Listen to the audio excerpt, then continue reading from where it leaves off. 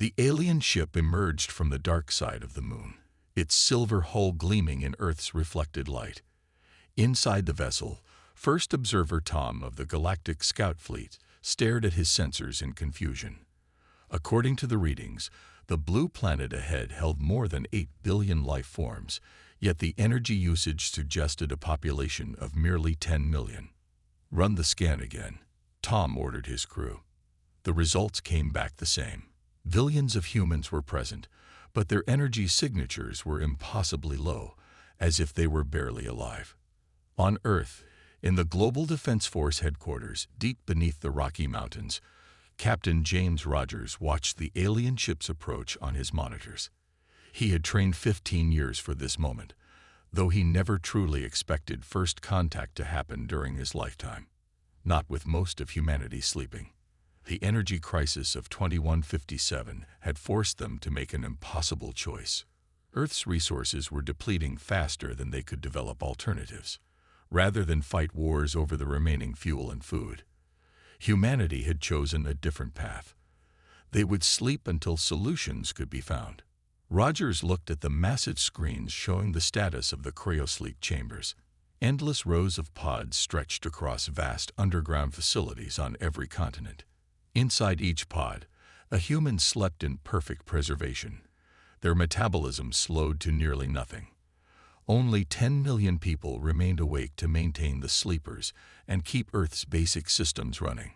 The alien ship was now entering Earth's atmosphere, following the landing coordinates Rogers had transmitted. He straightened his uniform and touched the photo on his desk, his wife and daughter, sleeping peacefully in their pods for the past 3 years. He would protect them, along with everyone else's sleeping loved ones. The ship landed in a cleared area of the Colorado Plains. Rogers watched through cameras as its smooth surface shifted, forming a doorway. 3 figures emerge, walking upright but clearly not human. Their bodies seemed to flow like liquid metal, settling into roughly humanoid shapes. "Captain," his communication officer called out, "they're requesting to speak with Earth's leader." Rogers took a deep breath. As the highest-ranking military officer among the awake population, this duty fell to him. "Tell them I'm on my way." The drive to the landing site took 20 minutes. Rogers used this time to study the aliens through the camera feeds. They made no threatening moves, simply standing near their ship and observing their surroundings with what appeared to be multiple sets of eyes that formed and dissolved across their fluid bodies. As Rogers' vehicle approached, the aliens turned to watch. He stepped out, wearing his dress uniform, and walked forward with measured steps. The middle alien moved to meet him, its surface rippling to form what Rogers realized was an attempt at a human face. "We greet Earth," the alien spoke in perfect English, its voice resonating from its entire body. "I am Observer Tom. We have been studying your transmissions to learn your languages." Rogers nodded. "I am Captain James Rogers of the Global Defense Force. Welcome to Earth." "Captain."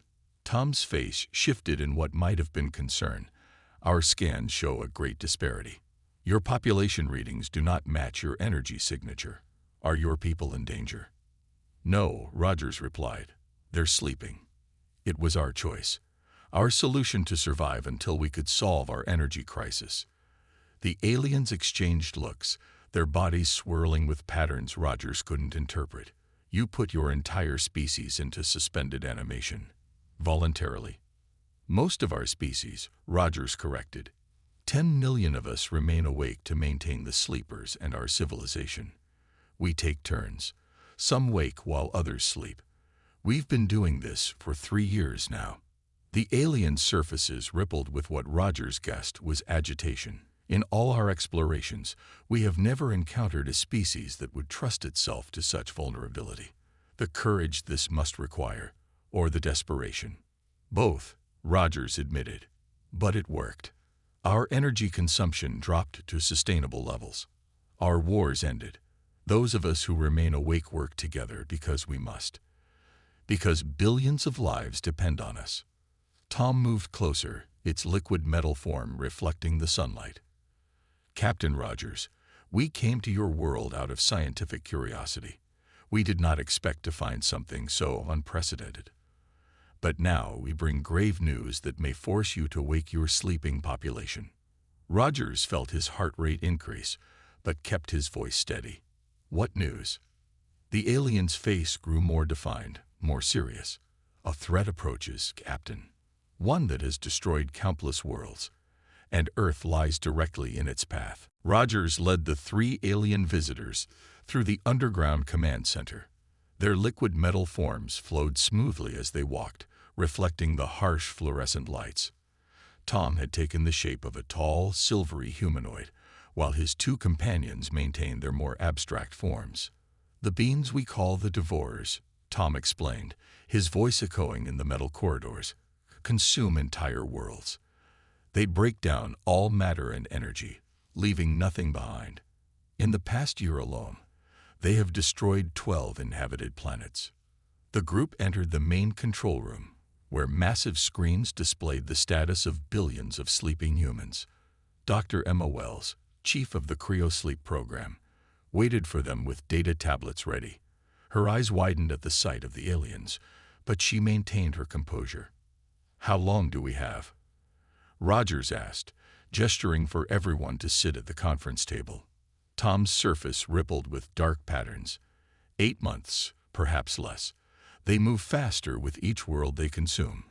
Their fleet numbers in the thousands, and no civilization has successfully fought them off.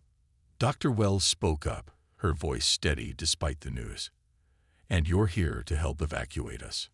"We can transport the awake population," Tom said. "Our ships can carry 10 million. But," he gestured at the screens showing the sleeping billions, "we cannot move so many in cryosleep. The energy requirements would be impossible." Rogers stood up and walked to the nearest screen. It showed a sector in Europe, millions of pods stretching into the distance. Inside each one, someone's family member slept, trusting the awake population to protect them. "Then evacuation isn't an option," Rogers said firmly. "We won't abandon them." Tom's companions shifted, their surfaces swirling with patterns that suggested agitation. One of them spoke for the first time, its voice deeper than Tom's. "Captain, you don't understand. The Devourers cannot be stopped. Every species that has tried has been destroyed." "Then we'll be the first," Rogers replied. "Tell us everything you know about them. Their weaknesses, their patterns, anything that might help." The aliens shared what looked like uncertain glances. Tom's face reformed, more human-like than before, showing what might have been respect. "The Devourers use energy-draining weapons that disable shields and defensive systems. Their ships can break down and absorb any matter they touch. They attack in waves, first sending smaller ships to test defenses." Dr. Wells was taking notes, her fingers flying over her tablet. "What kind of energy do their weapons use? How do they store the energy they steal?" As Tom explained the technical details, Rogers noticed one of the alien's companions staring at the cryosleep status screens with increasing intensity. Its surface was rippling faster, forming and reforming patterns. "Observer Tom," the alien suddenly interrupted, its voice urgent. "These readings, look at the quantum field measurements around the sleeping humans." Tom turned to examine the data, his surface suddenly going still. "This is impossible. The field strength, it's identical to..." "To what?" Rogers asked, stepping closer. "To the base frequency of space itself," Tom said quietly. "You're sleeping humans. They're generating a quantum field we've only seen in the gaps between stars." "How is this possible?" Dr. Wells pulled up more detailed scans. "The cryosleep system taps into quantum states to maintain cellular stability. It's how we keep them alive with minimal energy use." "Are you saying this is significant?" "Significant." Tom's whole body pulsed with light. "Captain Rogers, Dr. Wells, you may have accidentally discovered something extraordinary. The Devourers' weapons work by disrupting energy patterns, but they can't affect the quantum field between stars. It's the only thing they can't consume." Hope flickered in Rogers' chest, but he kept his voice neutral. "What exactly are you suggesting?" "I'm suggesting," Tom said, his silver surface now glowing with excitement, "that your sleeping population might be the key to stopping the devourers. But to use this discovery as a weapon—" He paused, his form rippling with concern. "It would be dangerous. We would be risking everything on an untested theory." Rogers looked at the screens again, at the billions sleeping peacefully, unaware that they might hold the key to humanity's survival. "Tell us what we need to do. We have 8 months to turn our greatest vulnerability into our strongest defense." "First," Tom said, "we need to understand exactly how your cryosleep technology is creating this quantum field. And then—" his surface gleamed in the artificial light, "then we need to find a way to weaponize it." The next 3 days passed in a blur of activity, deep underground, in a test chamber of the Global Defense Force facility. Dr. Wells and Tom worked with a single cryosleep pod. The sleeping person inside was a volunteer from the maintenance crew, one of the few who had agreed to help with the dangerous experiments. "The quantum field is strongest when the sleeper enters deep hibernation," Dr. Wells explained, pointing to the readings on her screen. "The numbers pulsed with each of the sleeper's slow heartbeats, but we never realized it was creating a ripple effect through space itself." Tom's liquid metal form flowed around the pod, his sensors extending to take more readings. "In all our travels, we've never seen anything like this. Your people stumbled upon one of the fundamental forces of the universe while trying to save power." His surface rippled with what looked like amusement. Rogers watched from the observation room above, along with Commander Reed of the Military Science Division. "Can we use it?" Rogers asked through the intercom. "Yes and no," Tom replied. "The field from a single pod is tiny, but billions of pods, all synchronized." His surface gleamed with excitement. "The combined field could theoretically cover the entire planet." Dr. Wells looked up from her calculations. "Like a shield." "Better," Tom said. "The devourers can't process quantum energy at this frequency. They literally cannot consume it. It's like trying to eat a hole in space. Impossible even for them." Commander Reed leaned forward, his weathered face showing intense interest. "But how do we turn it into a weapon? A shield might protect us, but it won't stop them from moving on to other worlds." Before anyone could answer, alarms blared through the facility. Rogers rushed to the nearest console. The surface radar was picking up multiple objects entering the solar system, moving fast. "They're early," Tom said, his form rippling with anxiety. "These must be scout ships. The main fleet isn't due for months." Rogers activated the facility's emergency protocols. "How many?" "5 ships," reported the radar operator's voice through the speakers. "Smaller vessels, just like Observer Tom warned. They're testing our defenses."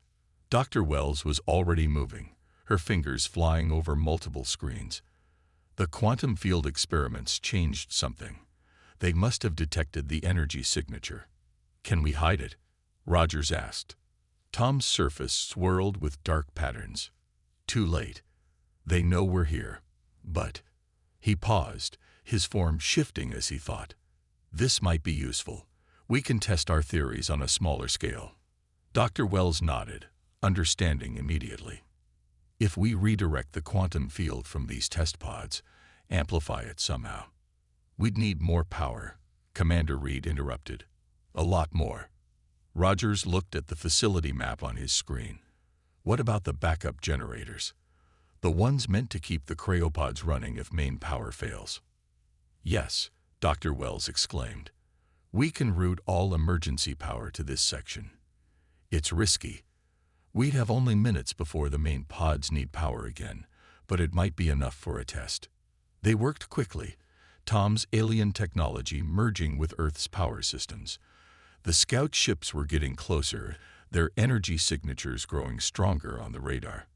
Dr. Wells coordinated with teams across the facility, rerouting power supplies while maintaining just enough energy to keep the billions of sleepers safe. "Field strength at maximum," she reported, sweat beading on her forehead despite the cool air. "Quantum resonance stable.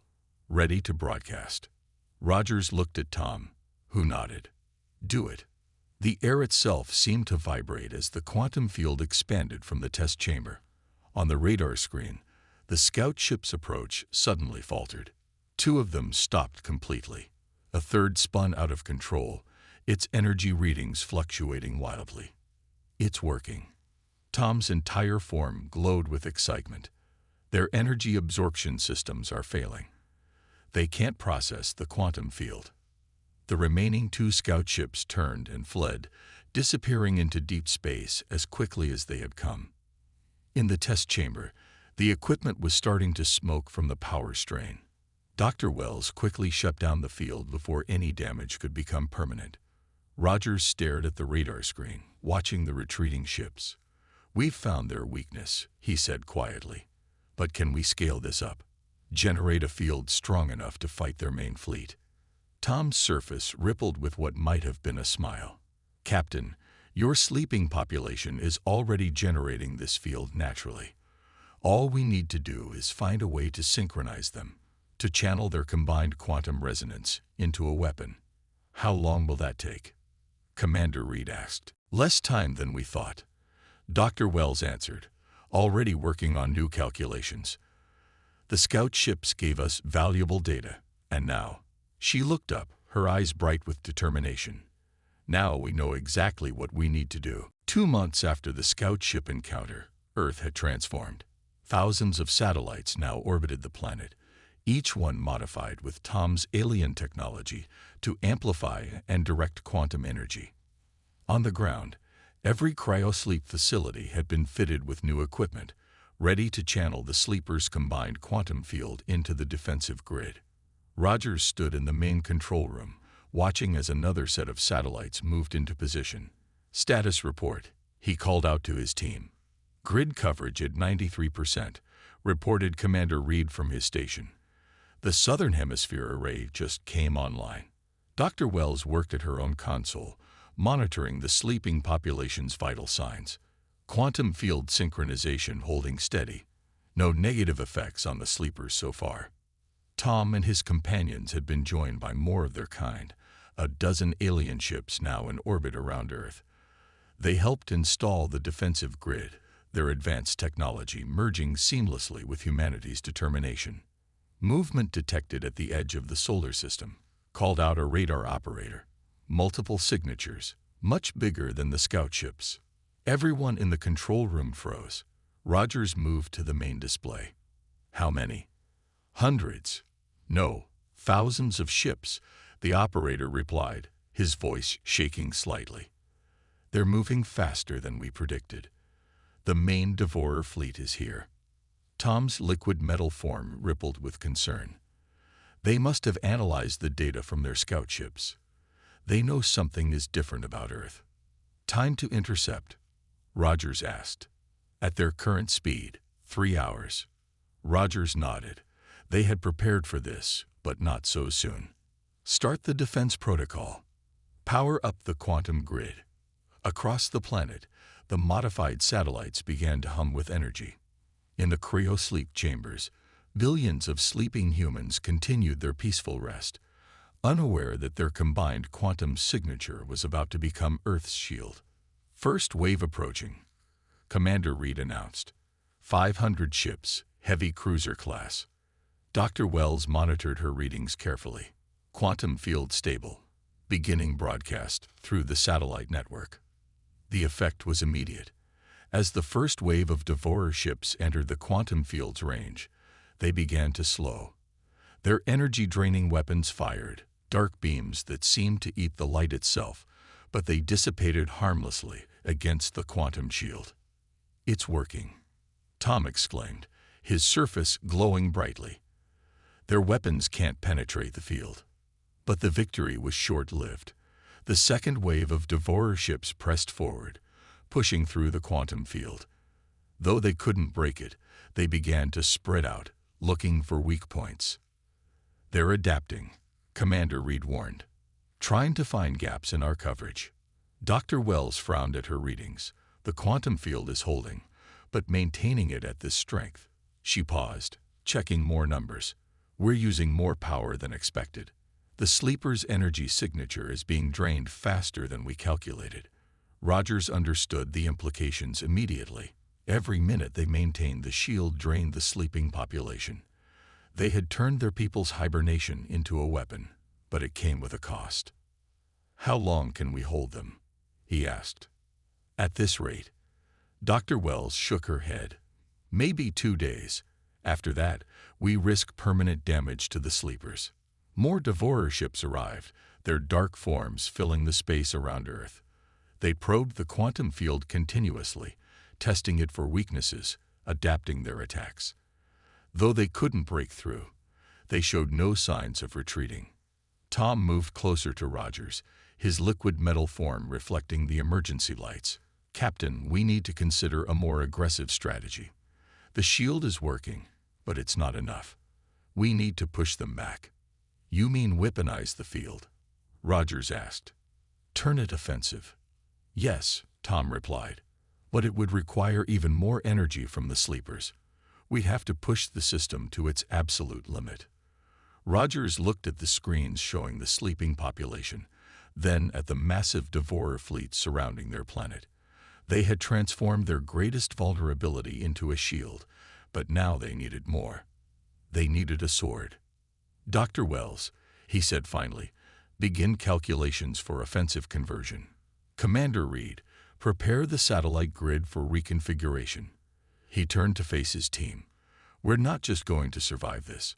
We're going to show them why you should never wake a sleeping giant." The control room hummed with tense energy as Dr. Wells made the final adjustments to the quantum field network. Outside, the Devourer fleet had completely surrounded Earth, their dark ships blocking out the stars. The defensive shield still held, but the strain on the sleeping population grew with each passing hour. "Power conversion ready," Dr. Wells announced, her voice tight with worry. "But the numbers are concerning. Converting the quantum field from defense to offense will drain the sleepers 10 times faster than maintaining the shield." Rogers studied the data on his screen. They had perhaps 6 hours before the shield would start causing permanent damage to the sleeping population. But weaponizing the field might reduce that time to mere minutes. "What exactly will happen to the sleepers?" he asked. Tom's liquid metal form shifted uncomfortably. "Best case, they wake up naturally as their quantum energy depletes. Worst case," he paused, his surface rippling with dark patterns, "their bodies might not be able to handle the sudden energy drain." Commander Reed spoke up from his station. "We're receiving reports from all continents. The backup systems are ready. If we have to wake them, we can handle an emergency revival of about 20% of the population at once." A loud alarm suddenly blared through the facility. One of the radar operators called out, "Multiple breach attempts detected. The Devourers are hitting the shield with everything they have." On the main screen, thousands of energy beams struck Earth's quantum shield simultaneously. The protective field flickered but held. In response, more power drained from the sleeping population. "We're out of time," Rogers said. "They've figured out they can drain us by forcing us to strengthen the shield." "Dr. Wells, how quickly can we convert to offensive mode?" "The satellite network is ready. We just need to." She was interrupted by another alarm. "Shield breach in Sector 7. Someone shouted. "They're breaking through." Rogers made his decision. "Begin the conversion. All power to offensive systems." Dr. Wells' fingers flew over her console. Around the Earth, the network of satellites began to shift position. The quantum field that had been spread evenly around the planet started to concentrate, flowing like a river of invisible energy toward a single point. 20 seconds to full power, Dr. Wells counted down. Sleeper vital signs dropping but still within safe limits. The Devourer ships pressed their attack, sensing the change in Earth's defenses. Where the shield weakened, they pushed harder, their energy-draining weapons starting to pierce the quantum field. 10 seconds. In the cryosleep chambers across the planet, billions of humans remained still, their combined quantum signature now flowing through the satellite network like electricity through a wire, gathering into what would become the largest weapon ever created by humankind. 5 seconds. Tom's form glowed with anticipation. The energy readings are beyond anything we've ever recorded. 3, 2, 1. Rogers took a deep breath. Fire. The concentrated quantum field erupted from Earth's satellite network in a massive wave of energy. It struck the Devourer fleet like a tsunami, washing over their ships in seconds. Where the quantum wave touched their vessels, the Devourer's energy-draining technology backfired spectacularly. Their ships are overloading, Commander Reed reported, excitement breaking through his professional demeanor. They can't process this much quantum energy. Across space, Devourer ships began to fail. Some simply shut down, their systems overwhelmed by the quantum wave. Others exploded in brilliant flashes of light as their power cores overloaded. The larger vessels tried to retreat, but the quantum wave followed them, guided by the satellite network. Sleeper status, Rogers called out. Heart rates elevated, Dr. Wells replied, scanning her readings. They're starting to wake up. The energy drain was too much to maintain hibernation. Through the facility's speakers, they could hear the distant sound of emergency crews mobilizing. All around the world, cryosleep chambers were opening as billions of humans began to wake. Devourer fleet is in full retreat, Commander Reed announced. 80% of their ships have been disabled or destroyed. The rest are leaving the solar system at maximum speed. Tom moved to stand beside Rogers, his liquid metal form pulsing with what seemed like amazement. You did it. You actually did it. No species has ever driven off the Devourers before, let alone defeated them. Rogers watched the main screen as the remaining Devourer ships flowed into deep space. We did it together, he said. Now we just have to deal with waking up 8 billion people who have no idea they just helped save the galaxy. The world woke up to a very different Earth than the one it had fallen asleep to.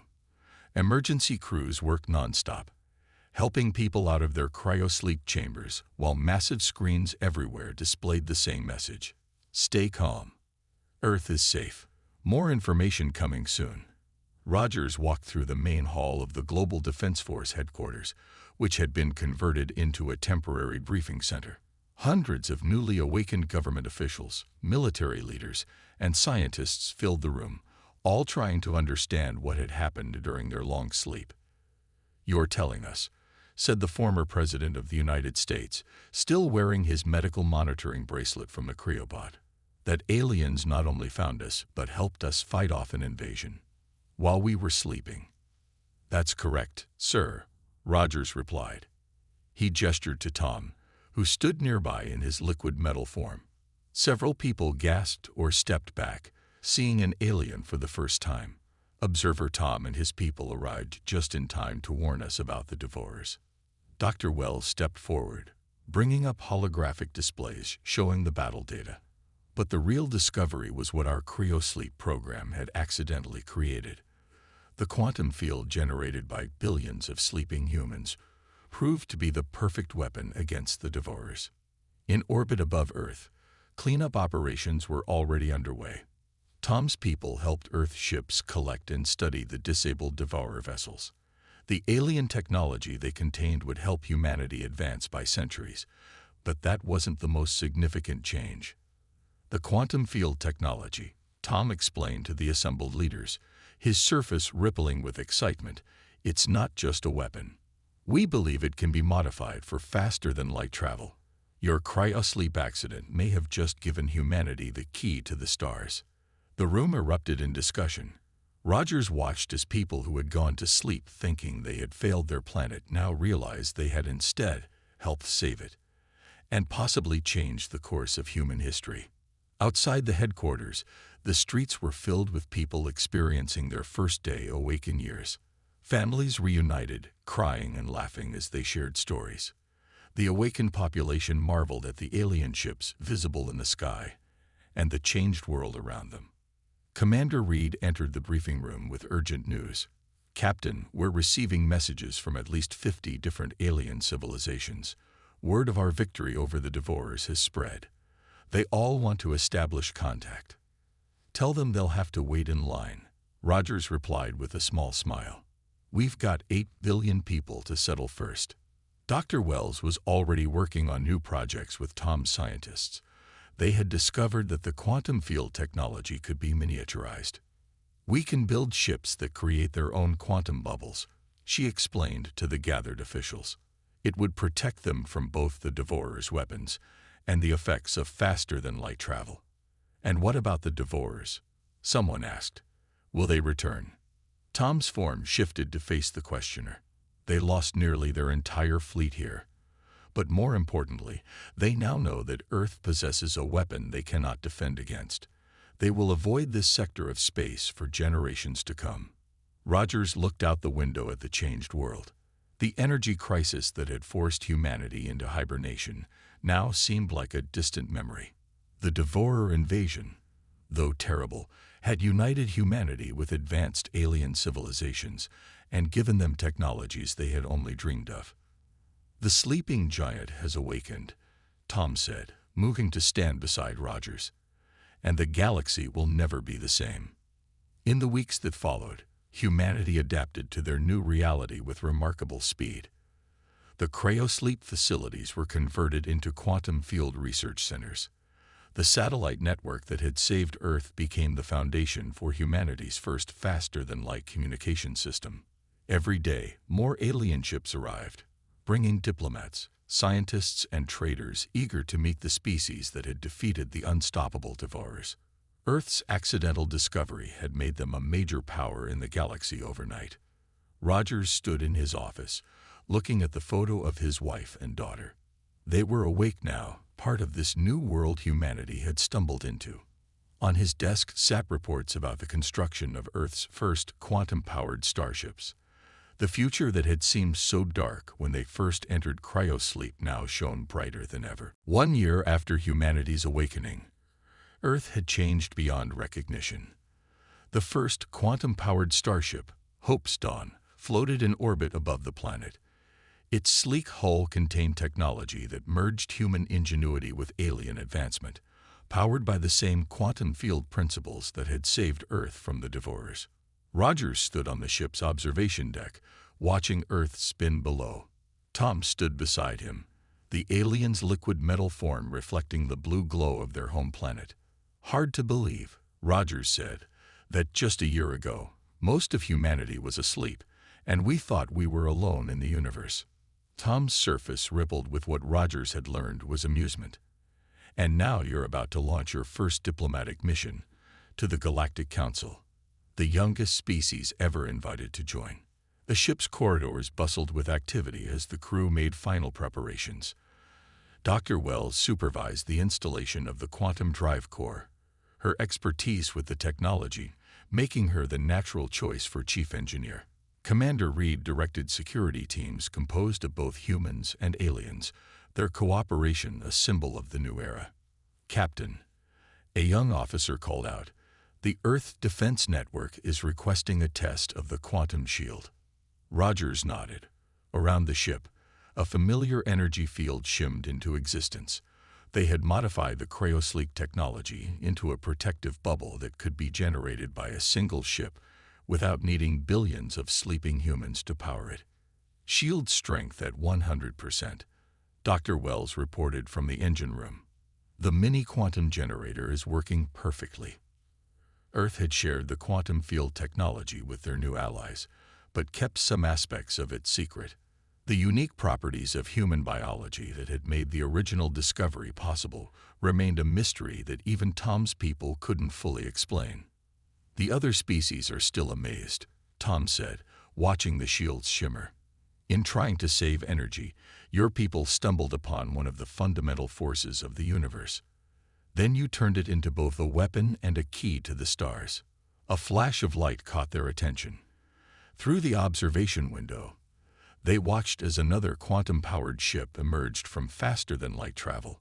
It carried diplomats from a distant world, one of many that now sought alliance with Earth. "First ship launches in 10 minutes, announced a voice over the intercom. Hope's Dawn would lead a fleet of 5 ships, carrying Earth's representatives to the Galactic Council. Rogers touched the captain's insignia on his uniform, still getting used to his new role. The awakened world governments had unanimously chosen him to command humanity's first starship, a symbol of the bridge between their sleeping past and awakened future. Message from Surface Control called out the communications officer. The president is ready to give her speech. The main screen lit up with a global broadcast. On every continent, humans gathered to watch as their leaders officially announced Earth's entry into galactic society. 1 year ago, the president began, we were a sleeping world, our people frozen as we waited for solutions to our problems. Today, we are awake, and we have found those solutions among the stars. Our darkest hour became our greatest strength, and now we step forward into a new age. As she spoke, more alien ships arrived in orbit, their designs as varied as the species that crewed them. Each one had come to witness humanity's first formal step into galactic civilization. Quantum drive ready, Dr. Wells reported. All systems green. Rogers took his place in the captain's chair, Tom standing at his side as an advisor. The bridge crew, a mix of humans and aliens, worked together with practiced efficiency. Plot course for the Galactic Council, Rogers ordered. Let's show them what a fully awakened humanity can do. The quantum drive hummed to life, creating a field identical to the one that had once been generated by billions of sleeping humans. But now it served not as a defense or weapon, but as a bridge between stars. Hope's dawn moved forward, leading humanity's fleet into faster-than-light travel. Behind them, Earth shone bright and alive, no longer a planet of sleepers, but a world awakened to its true potential. The sleeping giant had not only woken up, it had found its place among the stars. As they accelerated past the light barrier, Rogers thought about how far they had come. From an energy crisis that nearly ended their civilization, to a desperate gamble with cryosleep, to an accidental discovery that changed everything. Humanity had turned its greatest weakness into its greatest strength, and in doing so, had earned its place in the galaxy. The ship disappeared into quantum space, carrying with it humanity's hopes and dreams, now finally, fully awake.